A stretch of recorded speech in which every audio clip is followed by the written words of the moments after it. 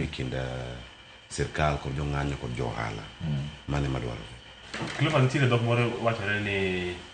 ifaro kana tiyo kode sana studio kae ino ni kwe ber moloyo aparo kana una tiye ki ng'e gimomin to bang' king'iyo kata ahero ga winjo chon, ahero ga winjo wach magene kipindi mar odhitne jimo nyongo mane mar kwe ber budho kwe kaka ng'amo kia what peace means in fact kwe riembo gik mang'eny sana sani wakoni ka sani wan gi onge mar kwe riembo gik mang'eny sana sani ka wan ti koro gi ng'anyo ni anyalo put it back kane wantiere Madaraka celebration Homa Bay County apano ogai mar ODM no chumara to en gima ne par no wuoyo maber ndio lakini gima no stress sana ma I thought ni maybe jatend piny mar Kenya nyalo keto gina priority no wach ni Gen Z gie molelo ngima gi e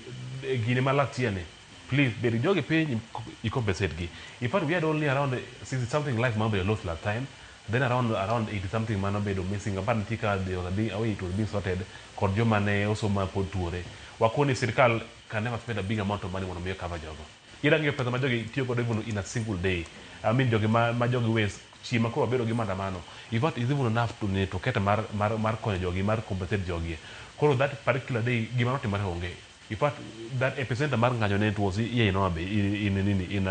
Nairobi kai so Nairobi is the heartbeat ema control the GDP mar the whole country as long as Nairobi is affected the whole city is affected what apani amount of money they lost that particular day alone moka cut across all the counties wakone ni that was enough kende mondo at least joge compensate go dangowa joma no ohinyore gi ne makar mano olalo ngima gi e ng'anyo mogi mano bitimo la time to Cleopas gima temo station sana gintie away ma government nyalo put it into a top nyaka ne koro wachak broad based government ka we are happy ni there's a bit of a progress ki compare last time no one ka people really much on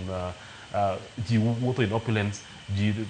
timo disregard of the law but as a sani koro gima kodo which is a bit of an elephant in the room and what mara Gen Z mara ng'anyo ma Gen Z ni but the only way Ruto has a very solution on this thing I don't know can you advise mo kone the right thing to do or say no ignore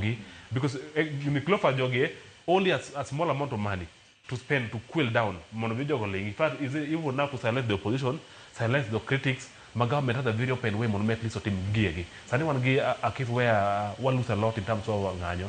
magi mano no nyalo gengo we have always mo nyalo timo at least gi dok piny koro sirkal the only way please bed piny gi Gen Z gi jo ng'anyo gi fact because the biggest majority gin wuon gi to gin ma be gin ma joma be ng'anyo kai why can't you ever sit down with these people work out gi their grievance manges chiel ku gi ma jo wach maduong please winj gi mangi awinjini part ma ni this picture logo mare ken skill of Kenya it's all about the Kenya sani and cage magi joma dedu okay kuma ken maybe jatend piny mar Kenya ne is very tough enough and on any position onge ngama nyalo challenge 2027 but apani that could be the only way Cleopas let him sit down with these people or solve ngima ok the cost a lot of money ose kone even as small vessel like as when yalo chopone oto gi mo chopone but that's the only way ka kwentiere in a particular country even investors ji yudo tijo klala go yuma kasa niko lalnie ji timo wala in a very peaceful way ma ji ok ni kori loro pesa circulate kid be tax the dog pin kidogo at least people are spending people have money in their pocket a man what you have mono at least mono economy temo ngo or the belke ji also be or sit with a lot of the peace e kune magitimo gi gite giduto erokamano ahinya